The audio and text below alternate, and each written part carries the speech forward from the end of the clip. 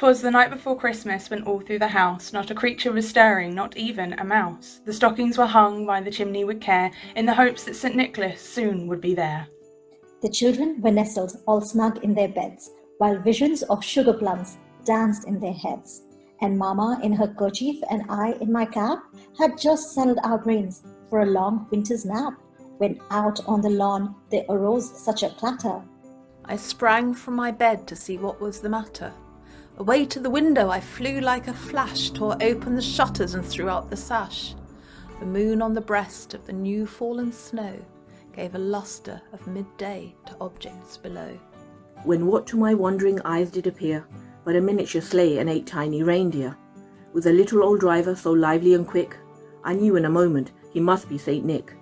More rapid than eagles his coursers they came, and he whistled and shouted and called them by name. Now Dasher, now Dancer, now Prancer and Vixen, on Comet, on Cupid, on Donner and Blitzen, to the top of the porch, to the top of the wall. Now dash away, dash away, dash away all.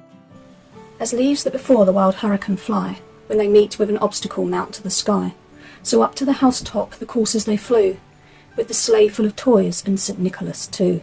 And then, in a twinkling, I heard on the roof the prancing and pawing of each little hoof. As I drew in my head and was turning around, down the chimney St. Nicholas came with a bound. He was dressed all in fur from his head to his foot, and his clothes were all tarnished with ashes and soot. A bundle of toys he had flung on his back, and he looked like a peddler just opening his pack. His eyes, how they twinkled, his dimples, how merry, his cheeks were like roses, his nose like a cherry, his droll little mouth was drawn up like a bow, and the beard on his chin was as white as the snow. The stump of a pipe he held in his teeth, and the smoke it encircled his head like a wreath. He had a broad face and a little round belly that shook when he laughed like a bowl full of jelly. He was chubby and plump, a right jolly old elf, and I laughed when I saw him, in spite of myself. A wink of his eye and a twist of his head soon gave me to know I had nothing to dread.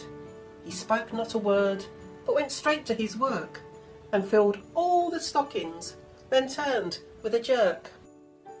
And laying his finger aside of his nose, and giving a nod, up the chimney he rose. He sprang to his sleigh, to his team gave a whistle, and away they all flew like the down of a thistle. But I heard him exclaim, as he drove out of sight, Happy Christmas to all, and to all a good night.